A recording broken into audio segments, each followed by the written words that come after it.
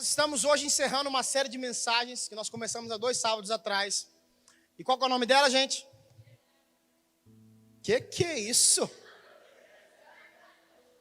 Quebrando as correntes, alguém falou. Qual que é o nome da série de mensagens, gente? Processos. Fácil, tranquilo. E a primeira mensagem foi sobre... Faz muito tempo, pastor. Não lembro nem o que eu comi no almoço hoje. Entendeu? Sacrifício. De repente você não lembra do que foi pregado porque você não anotou. Não estou chamando atenção, não. É porque diz os estudos que quando você anota, não anota ou digita tal, você recorda mais daquilo que você ouve. Não é verdade isso? Quem nunca ouviu isso, né? O professor falando, e isso é verdade. Então, na primeira mensagem, há 2 sábados atrás, nós falamos sobre sacrifício e utilizamos a vida de Isaac para poder nos ensinar. Na semana passada, a pastora ministrou uma palavra sobre santidade. E através da vida de Daniel, o Senhor nos ensinou muito que no meio do processo nós precisamos estar em santidade. E principalmente sem santidade ninguém vê a Deus. Então você não tem como caminhar no processo sem Deus. Amém? E hoje nós vamos encerrar, você deve ter visto nas redes sociais, com a mensagem metanoia. Então vira para o seu amiguinho e fala assim, metanoia. E sabe, se existe algo dentro do processo que é imprescindível, é a necessidade de vivermos uma metanoia. Eu arrisco a dizer que seria a coisa mais importante dentro do processo é a metanoia. Como assim, pastor?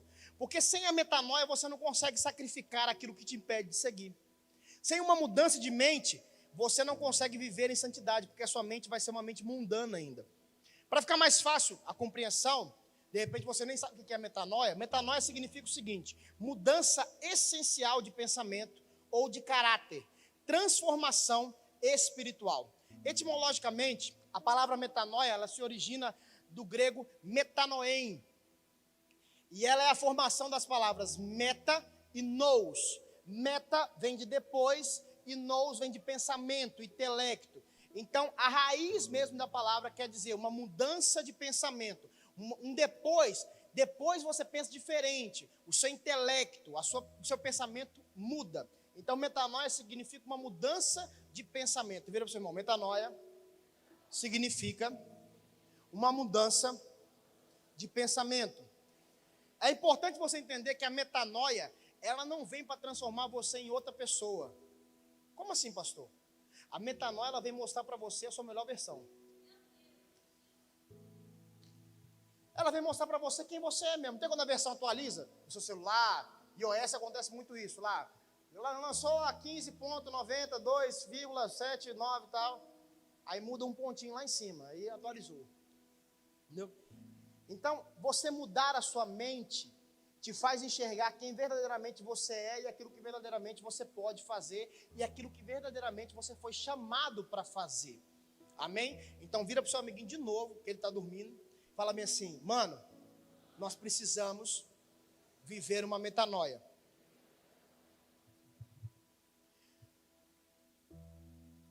E eu quero ler 2 textos com você para a gente iniciar. Atos 8:3 diz assim, Saulo, porém, procurava destruir a igreja. Ia de casa em casa, arrastava para fora homens e mulheres e os lançava na prisão. Atos 9:4, um pouco mais à frente, diz assim, ele caiu no chão e ouviu uma voz lhe dizer, Saulo, Saulo, por que você me persegue? Se existe alguém que precisou e viveu uma metanoia na sua vida, foi o apóstolo Paulo.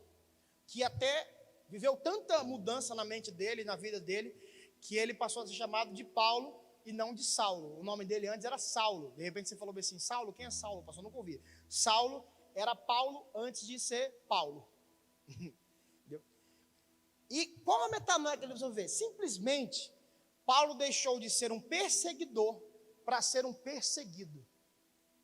Ele deixou de perseguir os cristãos para ser perseguido. Isso daí já me dá uma chave interessante. Eu nem anotei aqui, mas me dá uma chave interessante para a gente aprender nessa noite. Ou você é perseguidor, ou você é perseguido. Não tem como estar no meio termo. Se ligou? Ou alguém está atrás de você criticando você, ou você está atrás de alguém criticando a pessoa. Ah, pastor, mas eu não sou perseguido dessa forma aí do Brasil, é mais tranquilo e tal. Concordo. Mas você precisa estar incomodando Satanás. Mas eu não tenho pessoas que me perseguem. As pessoas não vão te perseguir. As pessoas serão instrumentos de Satanás para te perseguir. Para falar besteira, para falar que você está perdendo sua juventude aqui na igreja, para falar que era melhor você estar em outro lugar, que você ficou 10 minutos ouvindo o pastor falando de política, que era muito melhor você ter ido para casa, era muito melhor você estar ido com alguém, ter ouvido sua namorada, ouvido seu namorado, era muito melhor ter saído do meio do culto, acabou o louvor, você vai embora. Entendeu? Então, ou você é um, ou você é outro. Fala assim, ou eu sou um, ou eu sou outro. Então, Paulo viveu essa metanoia, viveu essa mudança de mente. E ele teve que deixar a sua posição de destaque. Ele tinha uma posição de destaque na época do Império Romano. Ele deixou o seu conforto, os seus ideais. Qual que era o ideal de Saulo na época, né? Perseguir cristão e matar cristão. E ele abandonou tudo isso para se tornar um perseguido. Porque ele se tornou um cristão, ele teve uma mudança de mente. E sabe, durante o processo de metanoia de Paulo, há situações muito interessantes que o Espírito me conduziu a ministrar com vocês essa noite. E rapidamente eu quero falar com vocês. Na metanoia, é alterada a sua visão. Diga, visão. Atos 9:18 diz assim, no mesmo instante, algo semelhante a escamas caiu dos olhos de Saulo, e sua visão foi restaurada. Então, ele se levantou e foi batizado. Saulo, na época, ele só fazia o que fazia, ele só era um perseguidor dos cristãos, porque ele estava cego. Naquele momento que ele teve um encontro com o Senhor, ele também ficou cego fisicamente. Fisicamente, ele não conseguia enxergar. Mas ele passou a vida toda dele cego e não sabia. Então a metanoia, ela vai fazer com que você mude a sua visão. De repente, hoje você está precisando retirar as escamas dos seus olhos. Você fala bem assim, pastor, mas eu não tenho muita escama. Mas de repente aquele pouquinho se torna embaçado a sua visão. E aí você não consegue enxergar o seu destino profético. Você não consegue enxergar uma palavra que Deus tem para você. Você não consegue enxergar o caminho direito. Quem aqui usa óculos? Levanta a mão. Muita gente está levantando a mão que usa e não está com óculos, né? Isso é normal. O óculos é de leitura, tal, aquilo outro. Aí você fala, não, é só para ler de perto, tal. Aí você bota o negócio assim aqui. Quando você vê alguém assim, irmão, é porque já está de idade, já bem ceguinho. Então,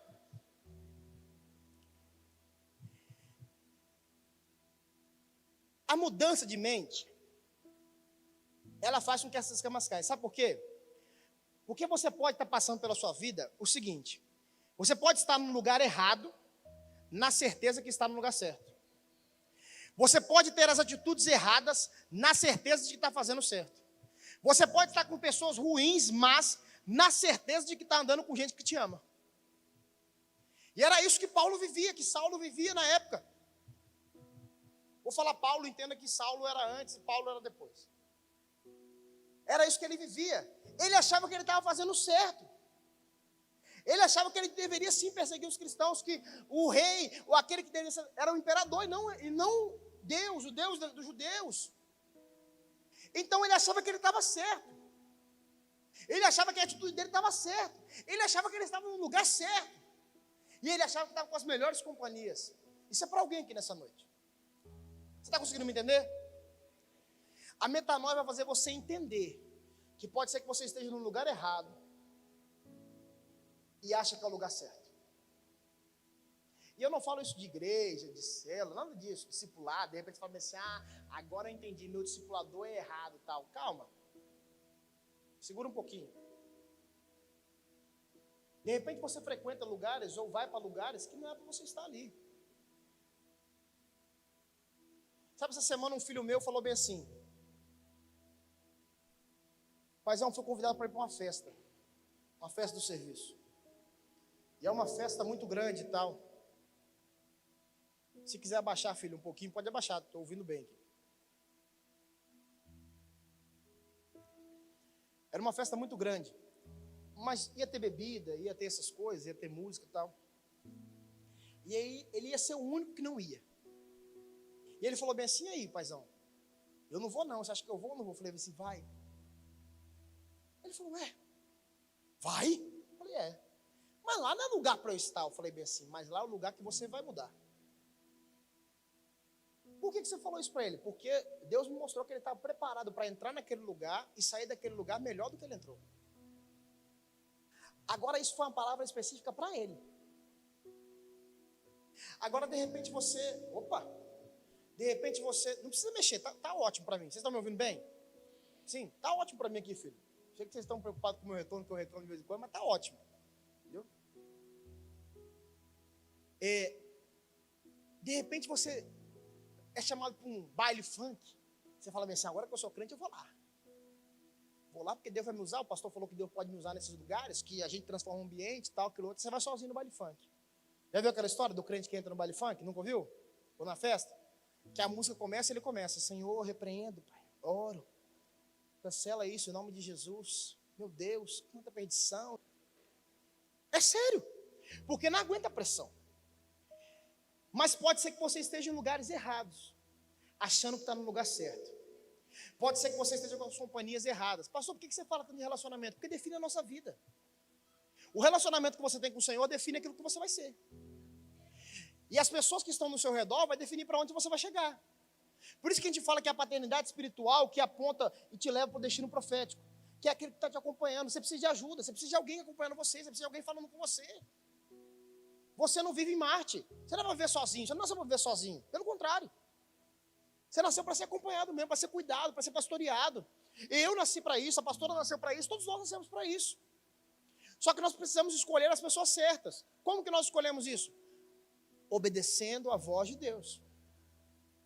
Ouvindo aquilo que Deus fala. Isso é para menino de 12 anos e para gente de 50 anos. Por quê? Porque de repente você acha que você não é influenciado por nada mais. Todo mundo é influenciado por qualquer coisa. De repente você não fez o desfavor de ouvir essa pornografia aí que foi a música dessa mulher aí. Mas de repente, por tanto você passar stories e ver o povo dançando, naquele explorar e tal, de repente você ficou com a música na cabeça. Eu não, mas estou falando que muita gente pode ter passado por isso. Entendeu? Por quê? Porque você é influenciável. Agora você não vai pegar o clipe lá e vai ficar vendo. Não, vou ver para ver o que está de errado.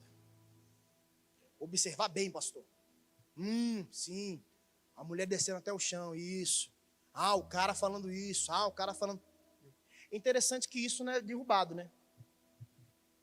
Quando a gente fala algumas verdades é derrubado, mas quando a gente... Pornografia não é. Pastor, mas você não ama a vida ali? Amo. A nossa luta não é contra ela, não. A nossa luta é contra o demônio que está usando a vida dela. Porque o Brasil não pode ser reconhecido por aquela mulher ou por aquele tipo de música. O Brasil vai ser reconhecido como um campo missionário. O Brasil vai ser reconhecido como um país do avivamento. Ele não vai ser reconhecido pelo carnaval. Em nome de Jesus. E se for preciso que Deus cancele o carnaval de novo agora, que está voltando. Em nome de Jesus vai cancelar. Vai cancelar. Então entenda isso de primeira mão. Vira para o seu irmão e fala assim, mano, a metanoia faz mudar a tua visão. Na metanoia, outra coisa, é quebrada a religiosidade. Agora eu vou pegar numa parte interessante.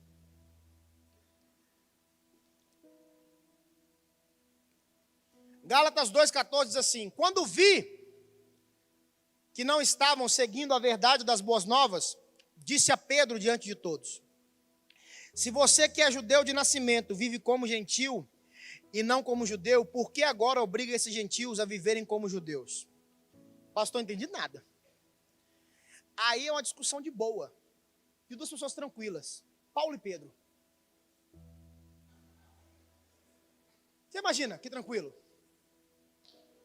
De boa. E dessa vez Paulo foi usado para poder exortar a vida de Pedro. Por quê? Porque Pedro foi criticar que Paulo estava ali se portando como gentios. E aí Paulo vira e fala bem assim, você é judeu e se porta como gentil, por que aqueles que são gentios têm que se portar como judeus? Aí na hora que Paulo falou isso, veio aquele óculos. Mas eu imagino se João estava do lado de Pedro, falou assim, Pedro, tomou aí, velho.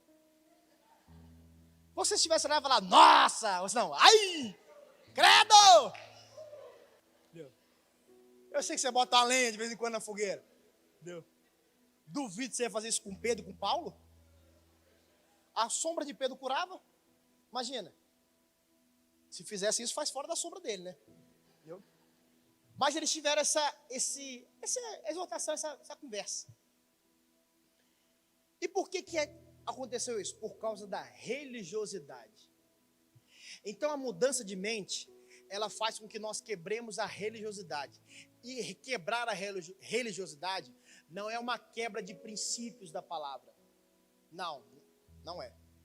A palavra se atualizou então, pastor? Não. A palavra ela continua sendo a mesma. Mas nós não podemos ser religiosos. Como assim religiosos, pastor? Sabe por quê? Muitas vezes você exclui aqueles que Jesus quer abraçar. Muitas vezes você proíbe aquilo que Jesus deixa livre. Ou você condena quem Jesus perdoou.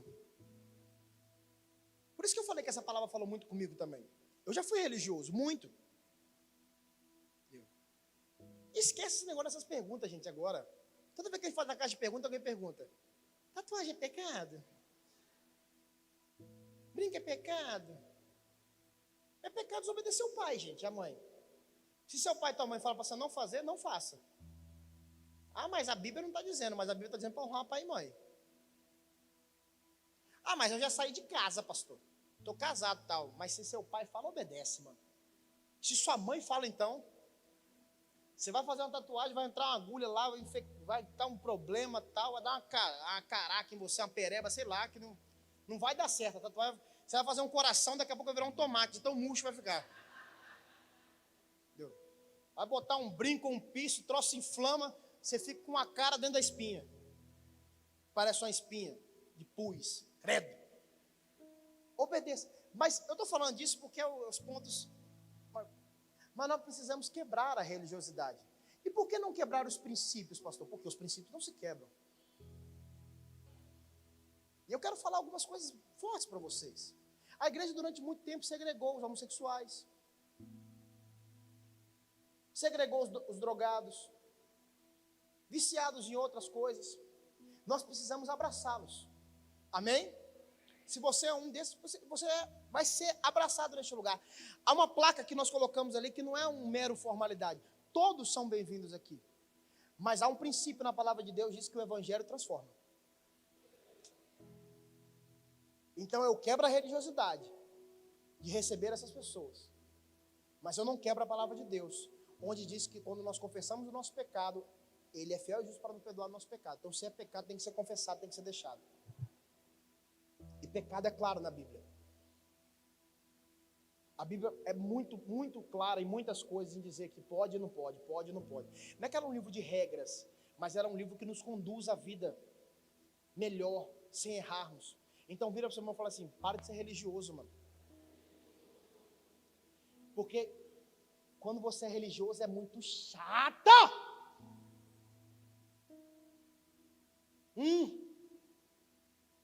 Essa cortina preta isso atrai, hein? Tinha que ser branco, como o véu, como as vestes brancas. Viu? Ah, pastor, tudo é espiritual, pastor. Se cai um negócio aqui é espiritual. Meu ar-condicionado parou de funcionar, isso é espiritual, pastor. Quanto tempo você não limpa o seu ar-condicionado? 6 anos, mas é espiritual. Pastor, não consigo uma namorada, isso é espiritual, pastor. Se eu estou com um bloqueio, você passa um perfume. Não, eu deixo como Deus me criou. In natura. Sem perfume, sem nada. Sem banho de vez em quando também. Entendeu? Porque poupe água, poupe a natureza. Entendeu? Aí tudo é espiritual. Eu estou colocando alguns exemplos chulos, mas de repente você é esse cara religioso demais. E todo aquele que é muito religioso é pouco bíblico. Entendeu? Quem é religioso não tem relacionamento com o pai, porque o pai não era religioso. Porque os discípulos, quando tentaram ser religiosos, ele falou bem assim: deixa vir as minhas criancinhas, porque era do reino dos céus. Dela é do reino dos céus. Quando o cego estava lá gritando e o pessoal tentando afastar ele, deixa vir. Eu quero falar com ele. Jesus não veio para os religiosos. Pelo contrário, ele chamou os religiosos e fariseus daquela época de raça de víboras. Ele veio para aqueles que querem ter um relacionamento. Por isso que a metanoia vai fazer você quebrar a sua religiosidade, se existe em você ainda, em nome de Jesus. E fez isso com Paulo, com Pedro. Sabe, uma outra coisa sobre a religiosidade. Quando ela é quebrada, você vai pisar, pregar e vai estar aonde Jesus quer que você esteja. E não onde o seu crentismo ou a sua religiosidade quer. Amém? Na metanoia tem excelência. Romanos 12:1 diz assim: portanto, irmãos, pelas misericórdias de Deus, peço que ofereçam o seu corpo como sacrifício vivo, santo e agradável a Deus. Este é o culto racional de vocês. Quando temos a mente transformada, entendemos que durante o processo é necessário viver de forma excelente. Entenda uma coisa muito importante. Nós muitas vezes nos preocupamos com o começo e com o fim. E o meio nós não ligamos. Como assim? É importante eu chegar no final, pastor. Igual aquele ditado que diz: os fins justificam os meios. O meio, no caso. Então, entenda uma coisa muito importante. Jesus chamou você para ser excelente, para apresentar um culto racional. O que é isso, pastor? Você deve aprender e ser ministrado pelo processo em todo o tempo. Jesus quer te ensinar no deserto, na bonança, na abundância, no sofrimento, em tudo quanto é lugar. O processo é um período que você passa e normalmente você aprende muito mais no meio dele do que no fim dele. Porque no fim dele, se você é aprovado, amém, foi aprovado. Amém? Mas no meio é as lutas, são as provações, são as dificuldades, é ali o joelho no chão, é a prova, é o que você tem que mudar. E sabe, eu já falei isso com vocês lá na primeira mensagem. Eu e a pastora, nós estamos passando por inúmeros processos desse ano. E eu, pessoalmente, estou passando por inúmeros processos. Inúmeros. E está difícil alguns são difíceis. Mas eu creio que eu vou ser aprovado em todos. Sabe por quê? Porque eu preciso mudar a minha mente. Então eu mudei a minha mente. Eu não vou pensar com o meu estômago, eu não vou pensar com o meu corpo, eu não vou pensar com aquilo que está ao meu redor. Eu vou pensar com a mente que Deus me deu, a mente de Cristo. A palavra de Deus diz que nós devemos alcançar a altura de Cristo. O que é isso? É a mente de Cristo. A mente de Cristo em nós. Então viva para o Senhor com excelência. Apresente um culto racional. O que é um culto racional? Não é algo meia boca. Jesus não quer o resto. Jesus quer tudo. Jesus quer o melhor que você pode entregar. Por isso que de repente você fala bem assim: pastor, eu estou servindo no ministério, mas é porque eu ajudo a igreja. Para de falar besteira. Para nos outros termos. Quando você serve na igreja, em algum ministério, em algum lugar, quando você é líder de célula, você está fazendo algo para o Senhor. Por isso que da mesma forma, se você faz ruim, ou mal feito, ou não tem compromisso, você está pecando contra Ele. E você está desfazendo daquilo que Ele te chamou. Por isso que só entra em algo se você tem certeza que Deus te chamou e que você vai fazer aquilo ali com excelência. Só começa a fazer algo assim. Porque quando você falar bem assim: eu preciso sair, eu preciso largar, porque eu estou cansado, eu não posso fazer isso, eu não me adequei e tal. É porque você lá atrás não entrou porque o Senhor mandou você entrar. Você entrou porque queria entrar. Você quer ver? Eu vou usar um exemplo aqui. Você está vendo aí na sua lateral aí? 3 intercessores. Muita gente quer entrar na intercessão, não quer? Aqui também no louvor.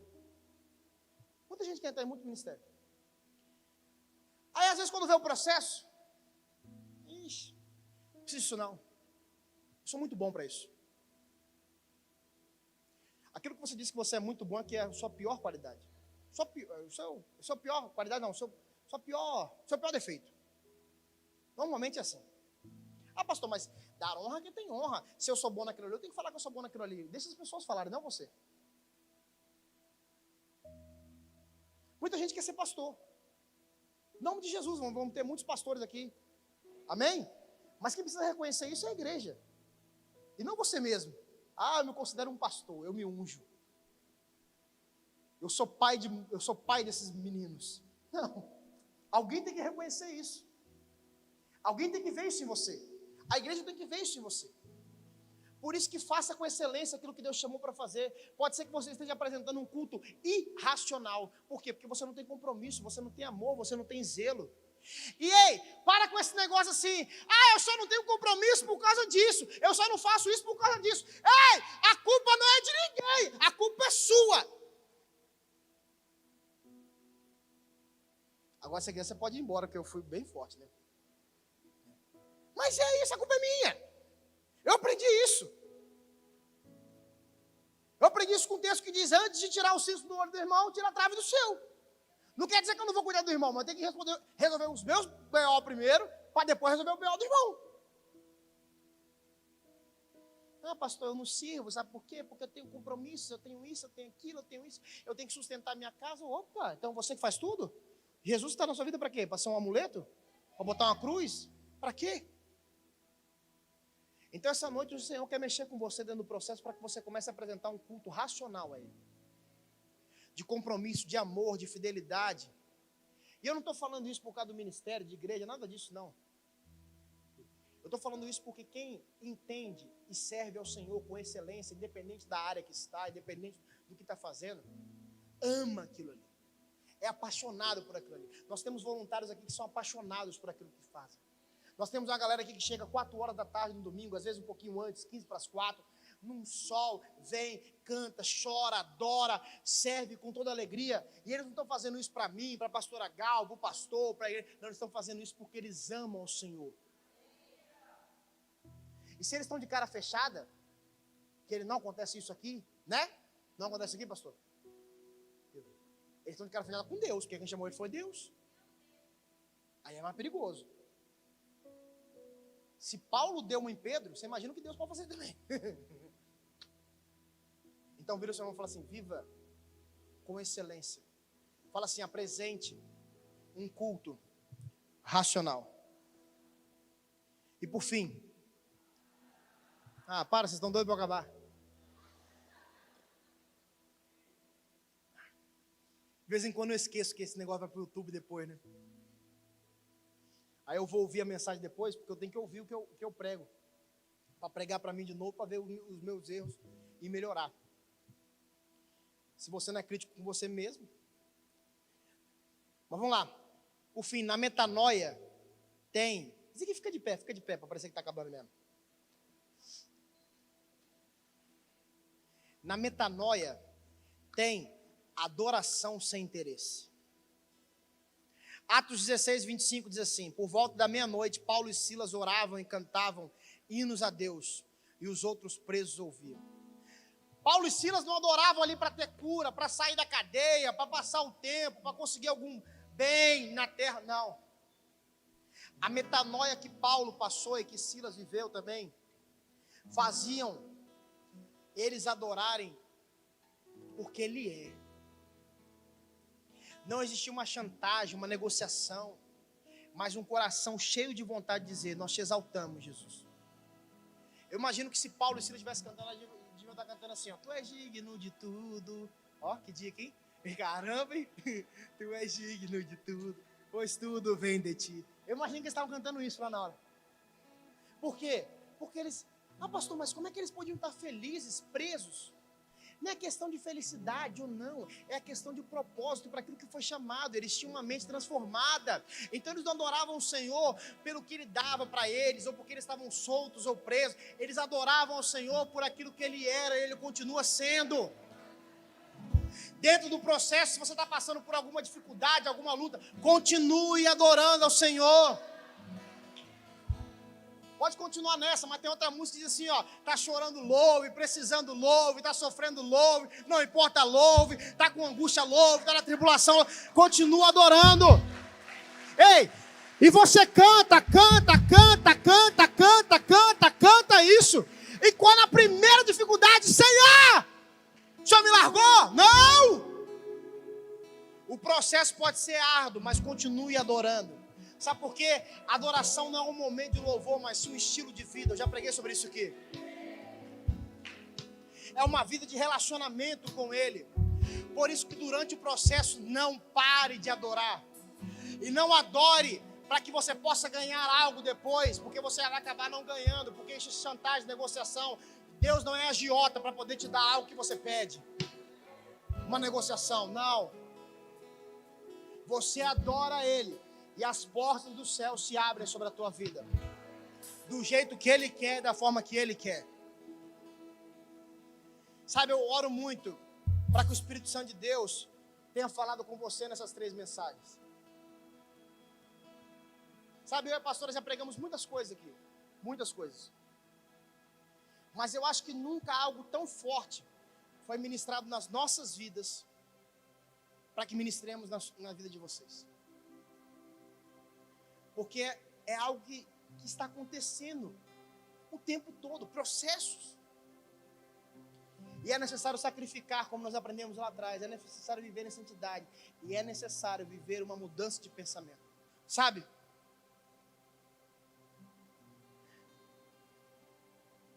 É tão importante que o próprio apóstolo Paulo escreveu em Romanos 12:2, assim: não imite o comportamento e os costumes deste mundo, mas deixem que Deus o transforme por meio de uma mudança em seu modo de pensar, uma metanoia, a fim de que experimentem a boa, agradável e perfeita vontade de Deus.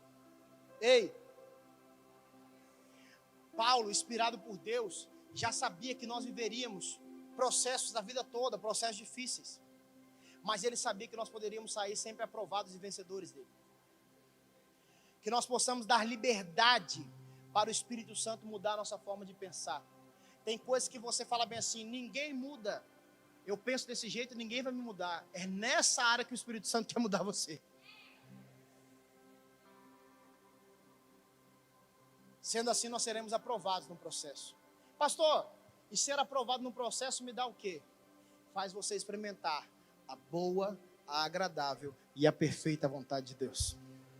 Você só pode experimentar a boa, a agradável e a perfeita vontade de Deus se você viver uma metanoia no processo. E olha como isso tudo é conectado. Olha como é que é conectado. Rogo-vos, pois, irmãos, pela compaixão de Deus, para que apresenteis os vossos corpos. O que é apresentar o corpo? Sacrifício.